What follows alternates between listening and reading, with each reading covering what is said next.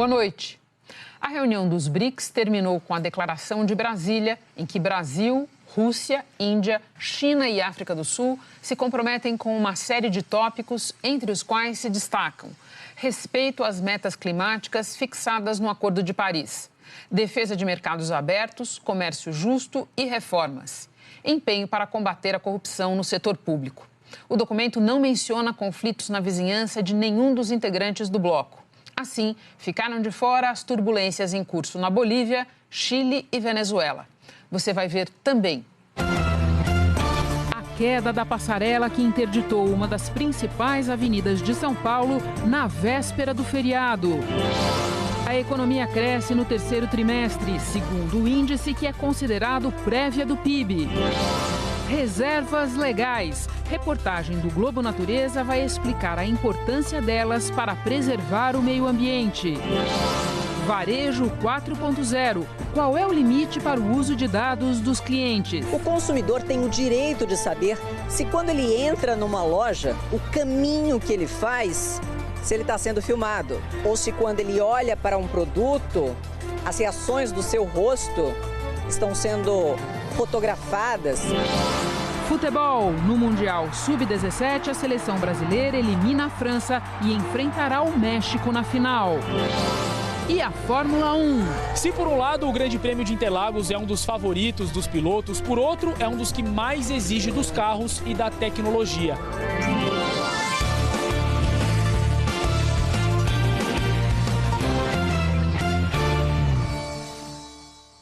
As faixas da pista expressa da Marginal Tietê, que é uma via estratégica de trânsito aqui em São Paulo, já foram liberadas para o tráfego. Uma passarela caiu lá no início da noite, fechando o sentido que dá acesso à rodovia Castelo Branco, ligação da capital com o interior do estado. O repórter Bruno Tavares está no Globocop para mostrar para nós como é que está a situação por lá neste momento. Boa noite, Bruno. Oi, Renata, boa noite para você, boa noite a todos. Olha, foi uma saída de feriado prolongado difícil para o paulistano, mas que aos poucos a situação vai voltando ao normal. 4 faixas da pista expressa da Marginal Tietê já foram liberadas. Agora os funcionários da prefeitura trabalham para remover o restante dessa estrutura metálica que desabou na Marginal Tietê. Eles usam maçarico, retroescavadeiras e um guindaste para içar a passarela. É um trabalho minucioso que está sendo feito agora debaixo de uma chuva fraca. O acidente foi por volta das 7 horas da noite. A estrutura metálica atingiu 2 ônibus de viagem, que a gente vê na imagem, e 3 carros de passeio. 2 pessoas tiveram ferimentos leves, foram socorridas pelos bombeiros, receberam os primeiros socorros ainda no canteiro central da Marginal e depois foram encaminhadas para um hospital. Essa é uma passarela de serviço, ela faz parte da obra de construção de uma nova ponte sobre o rio Tietê, fica no sentido da rodovia Castelo Branco, uma das principais ligações da capital com o interior do estado. O desabamento da passarela chegou a interditar completamente todas as pistas da Marginal Tietê por mais de 3 horas, o que provocou um longo congestionamento bem no horário de pico e pior, Renata, quando milhares de paulistanos deixavam a cidade para curtir o feriado prolongado. O trânsito agora ainda é bastante difícil por aqui, são cerca de 6 quilômetros de lentidão, Renata. Bruno, e já existe alguma hipótese para o que causou esse desabamento? Olha, Renata, só a perícia vai poder determinar exatamente a causa desse acidente. Agora, peritos do Instituto de Criminalística estiveram por aqui agora à noite. Eles usaram inclusive um drone para analisar toda essa área, fazer imagens da estrutura metálica que desabou. Tudo foi registrado num tablet e eles, claro, agora vão analisar esse material para chegar a uma conclusão. Pelo que a gente viu durante a tarde, é possível levantar 2 hipóteses. A primeira, de que um veículo possa ter atingido essa estrutura, embora, Renata, a gente não tenha notado nenhuma colisão nos pilares de sustentação dessa passarela. Agora, outra possibilidade seria uma rajada de vento, porque chovia muito forte na hora do acidente, Renata. Muito obrigada pelas informações, Bruno. Um avião caiu durante o pouso na pista de um resort em Barra Grande, na Bahia. Uma pessoa morreu, outras 9 ficaram feridas, entre elas o ex-piloto da Stock Car, Tuca Rocha, e parentes do deputado federal Guilherme Mussi. O acidente ocorreu pouco depois de 2 da tarde. Segundo testemunhas, a aeronave deu uma volta no ar antes de bater no chão e pegar fogo. Ficou completamente destruída. Os feridos foram levados para Salvador em 2 helicópteros e um avião do Grupamento Aéreo da Polícia Militar da Bahia.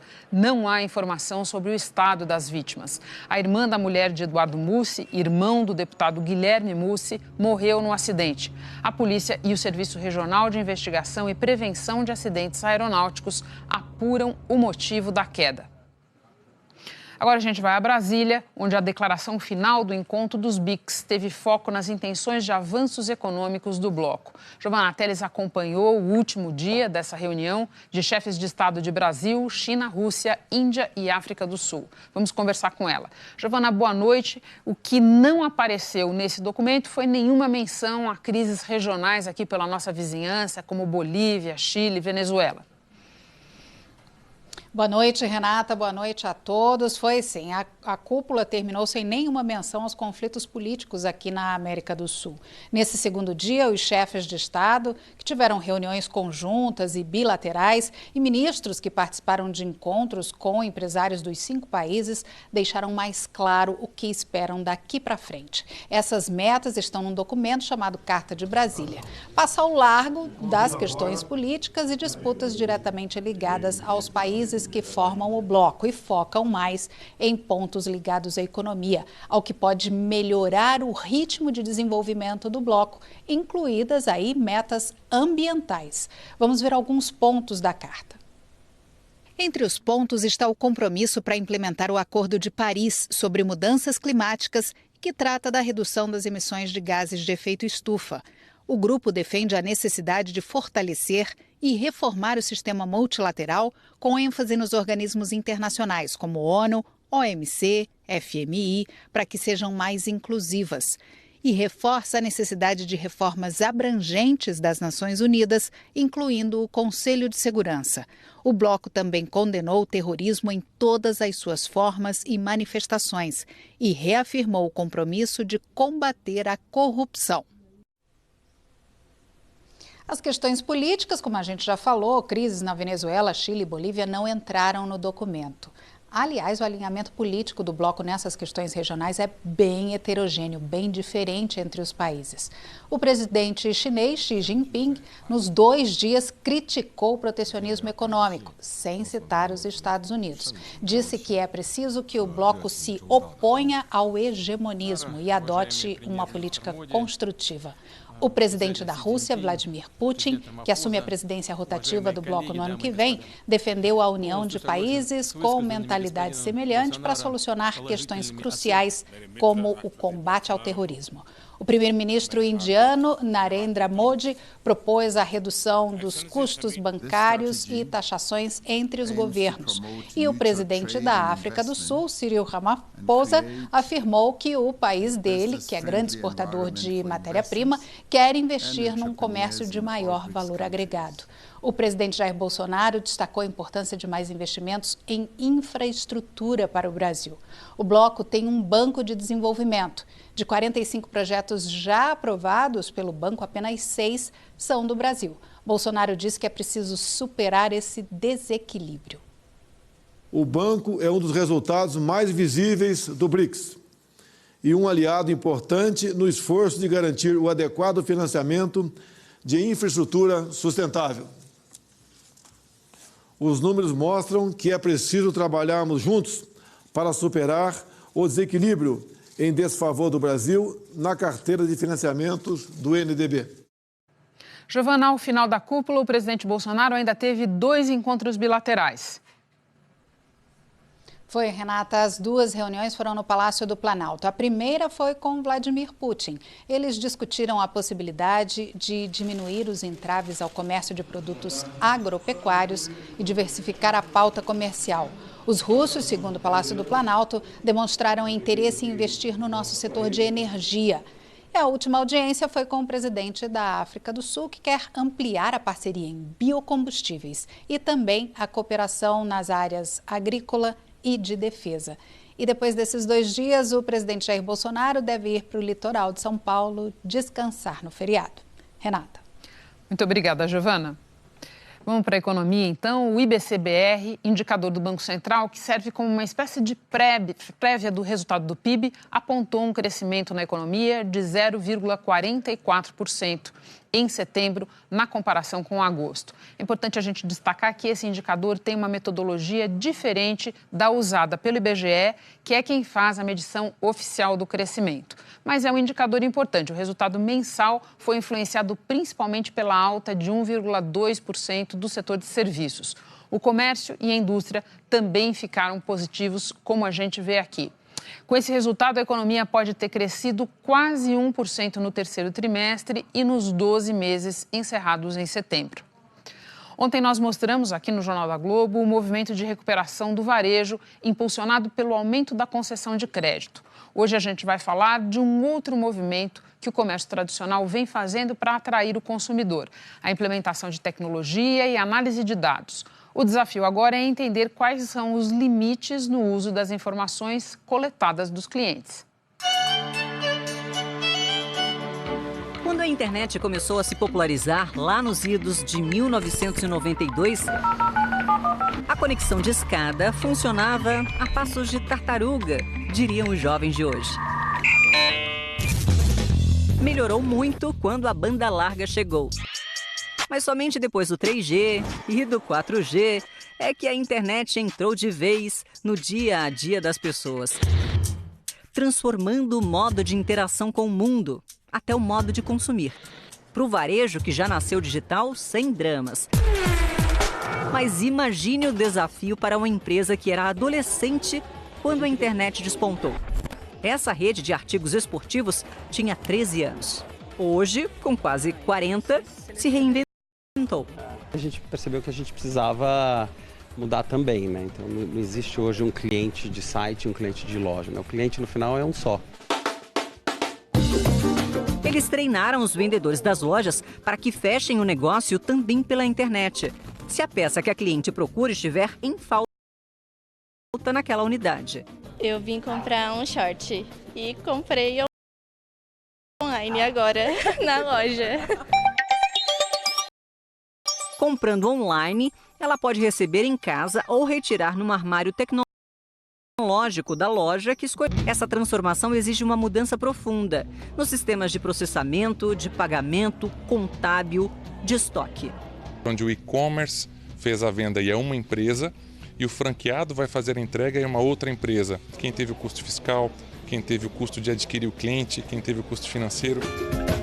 É um grande processo de mudança e, para o Brasil, significa aprender os primeiros passos nessa nova caminhada. Bem que 79% do varejo, baseado em alguns estudos, não estão integrados ainda e ainda tem mais uns 5 anos para frente de bastante trabalho e desafio. Tudo para fisgar o consumidor 4.0, para quem não existe fronteira entre o mundo físico e o online. A palavra da vez é conveniência, é zero atrito. Então, se ele estiver muito engessado só no mundo físico ou muito engessado só no mundo online, o consumidor vai escolher a marca híbrida, que der maior conveniência para ele de compra.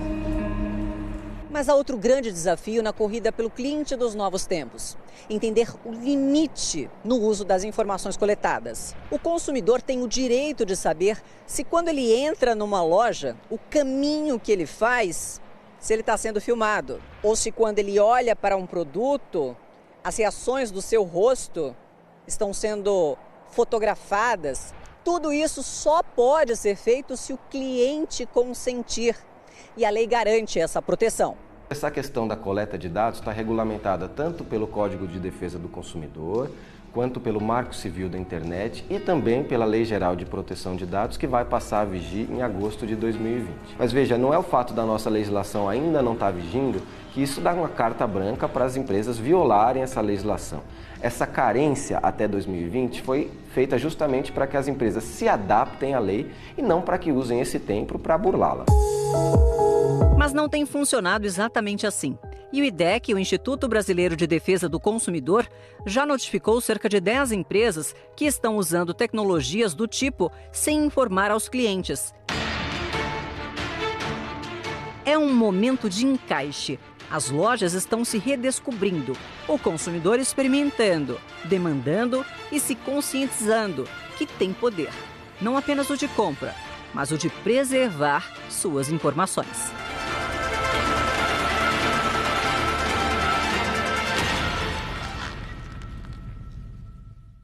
Ainda hoje, no Jornal da Globo, tem reportagem especial do Globo Natureza sobre reservas legais. A seleção sub-17 enfrentará o México na decisão do Mundial. E a Fórmula 1, porque domingo tem Grande Prêmio em Interlagos. Já no próximo bloco, a crise na Bolívia e o estado de emergência em Veneza por causa das enchentes.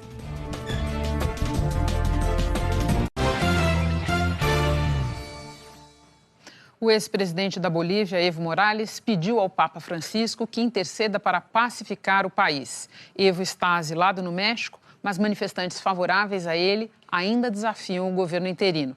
Nós conversamos agora com Ariel Palacios, que está em Buenos Aires acompanhando essa situação.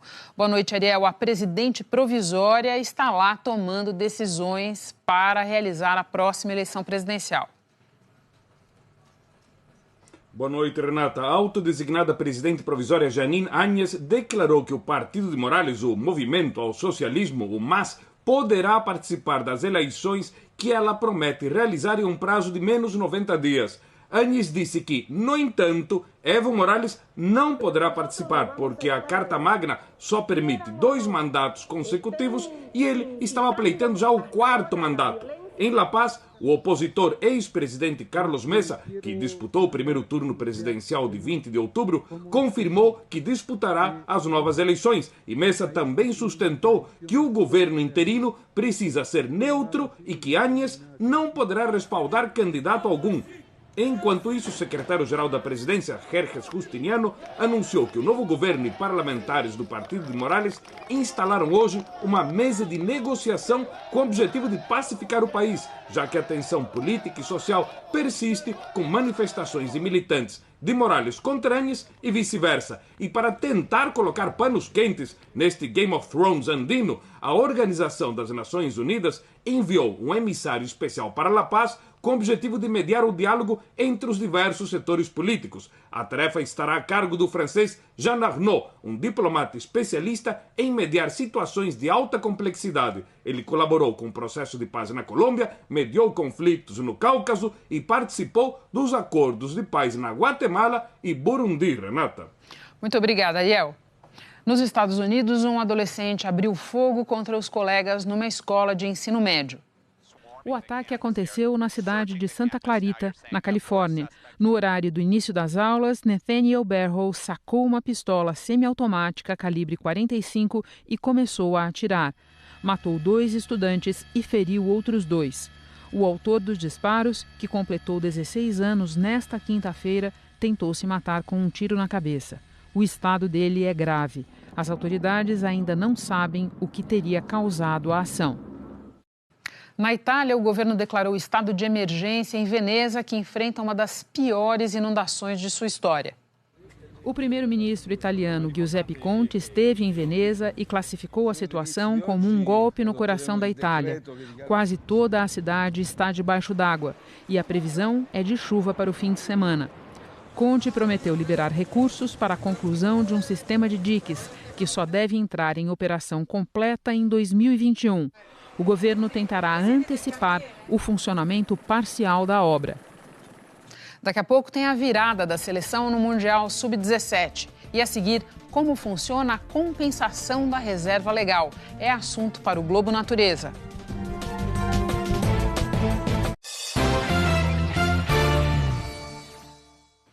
Aumentou o número de áreas adquiridas para a compensação de reserva legal. Como é que isso funciona? Uma lei obriga proprietários a manter parte de suas terras com vegetação nativa. Quem não consegue tem a opção de comprar ou alugar reservas naturais. O repórter Alan Severiano foi conhecer de perto esse processo numa parceria entre o JG e o Globo Natureza.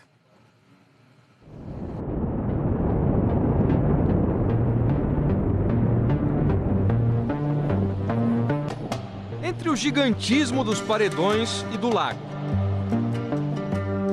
o turismo nos cânions de Capitólio, em Minas Gerais, depende dos caprichos da natureza. Parte da água do chamado Mar de Minas vem da vizinha Serra da Canastra. Considerada uma caixa d'água do Brasil, é uma mistura de cenários surpreendentes. Chapadões, rios que correm em pé e vales férteis. A origem de um dos queijos mais premiados do país, o da canastra. É aqui no topo do Chapadão que fica a nascente histórica do Rio São Francisco, que passa por 5 estados brasileiros. O Parque Nacional da Serra da Canastra foi criado nos anos 70 para proteger o rio. E anos mais tarde foi um dos primeiros a usar a compensação de reserva legal. Por um motivo simples, só 43% de toda a área do parque é regularizada. Sem dinheiro para desapropriar o resto, o governo aposta nesse instrumento para garantir a preservação. A reserva legal funciona assim. Por lei, todo proprietário rural precisa manter parte do terreno com vegetação nativa. O mínimo é de 80% na floresta amazônica, 35% no cerrado da Amazônia Legal e 20% no resto do Brasil. Quem tem menos reserva do que o exigido pode compensar replantando, comprando uma área de mata ou uma área ainda não regularizada de uma unidade de conservação. Caso da Serra da Canastra, que concentra propriedades particulares na área do parque. O governo quer que os donos dessas terras saiam daqui. Como não há como fazer toda a regularização fundiária, que seria a aquisição direta dessas terras de um tempo curto pelo poder público, a compensação de reserva legal representa uma forma ágil, né, de baixo custo de se regularizar áreas do Parque Nacional. Em meio às palmeiras macaúbas e ao gado leiteiro, a fazenda desse produtor em Passos, a cerca de 50 quilômetros do parque, só tem 3% de mata. Deveria ter 20%. Em vez de reflorestar parte do terreno, ele achou mais vantajoso comprar a área de um proprietário de terra na Serra da Canastra e doá-la ao parque. José Roberto ainda saiu no lucro. O hectare hoje aqui é em torno de R$20 mil. E lá eu comprei em torno de R$2 mil o hectare. Tem uma diferença de 10 vezes. É, exatamente. A diferença é grande, então compensa as pessoas que forem averbar adquirir, né, essa área do parque. Quem intermediou a transação foi esse engenheiro. Ele ganha dinheiro compensando reservas no entorno da serra. Eu compro a terra mais barata, legalizo ela e faço essa consultoria para o produtor e faço essa venda. Eu já devo ter negociado em torno de uns 800 hectares. Elton vendeu um terreno do tamanho de 300 campos de futebol na região do parque, depois que a mãe ficou doente. É bom você ter uma oportunidade de estar vendendo, né? Adquirindo dinheiro, igual foi a gente. Com as vendas para compensar a reserva legal, 13 mil hectares já foram doados ao ICMBio, o Instituto Chico Mendes, que administra o Parque da Serra da Canastra. Depois de um período de queda, o número de doações vem subindo desde o ano passado. Uma mudança foi importante para impulsionar esse mercado. Antes da lei que substituía o Código Florestal, a compensação da reserva legal só podia ser feita na mesma bacia hidrográfica. A nova lei estendeu essa possibilidade para áreas dentro do mesmo bioma. Ou seja, um proprietário de terra no Cerrado pode se adequar à legislação comprando um terreno mais distante, desde que no próprio Cerrado. O ICMBio também reduziu exigências para o processo de doação e manda cartas incentivando a venda de terrenos na Serra da Canastra. Eu sou a Messias. Eu sou a Maria Batista. Eu sou o Tertuliano Francisco Neto. Eu sou a Maria de Lourdes. Donos de terras perto da cachoeira, símbolo do parque, os 4 irmãos receberam desconfiados uma oferta para vender a propriedade. É que nos anos 70, o governo desapropriou outro terreno da família e levou mais de 20 anos para pagar. Meu pai ficou magoado, saí sem receber, muito triste, né? Aí ele deu derrame, morreu, com 70 anos. Morreu de desgosto? De desgosto, paixão. Mas agora, quando souberam que o pagamento é à vista... E vocês estão interessados em vender ou não? Nós vendemos. Se o preço for bom, né? Mas muitas famílias que vivem na Serra não querem saber desse tipo de negócio. Isso está gerando um problema ambiental lá, no lugar que teria que ser feita essa compensação, e aqui está gerando um problema social. Por quê? Muitas das terras tira a pessoa da terra, a terra fica aí abandonada e até causando, às vezes, um problema para quem está no entorno.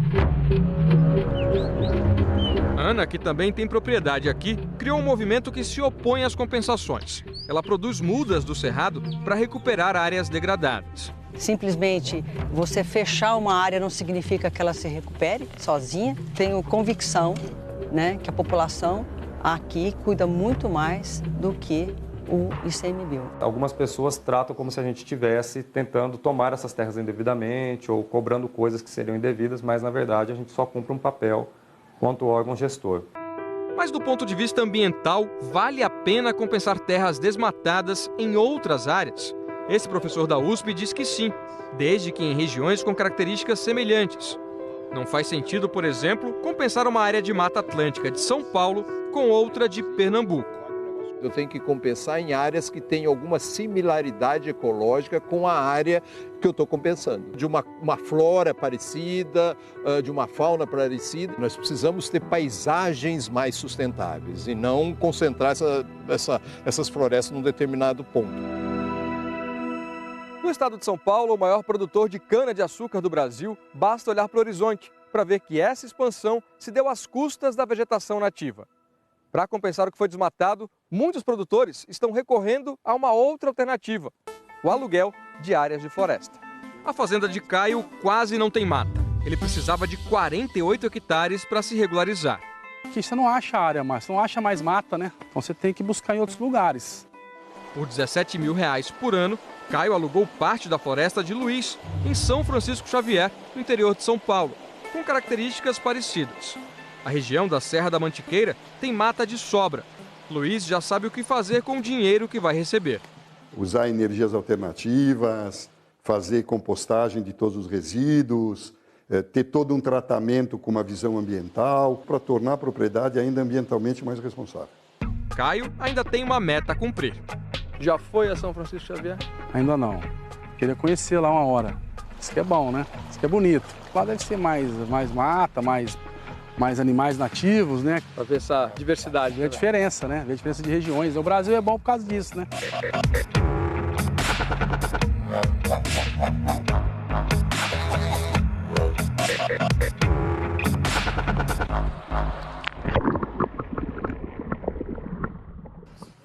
Na página do Jornal da Globo, na internet, tem um conteúdo extra. O assunto desta sexta-feira é Regência, um pequeno vilarejo no Espírito Santo, na Foz do Rio Doce, onde 2 desastres ambientais se encontram. Os pescadores ainda não se recuperaram totalmente da lama que veio com o rompimento da barragem da Samarco, em Mariana, 4 anos atrás. E agora eles estão lidando com as manchas de óleo que chegaram até ali. O meu entrevistado é o repórter Eduardo Dias, que esteve em Regência e trouxe relatos dos moradores também ouvidos no episódio. O episódio vai estar disponível daqui a pouco no G1 e também nos aplicativos de podcast. A seguir, por que os carros de F1 sofrem mais no Grande Prêmio de Interlagos e a classificação heróica do Brasil para a decisão do Mundial Sub-17.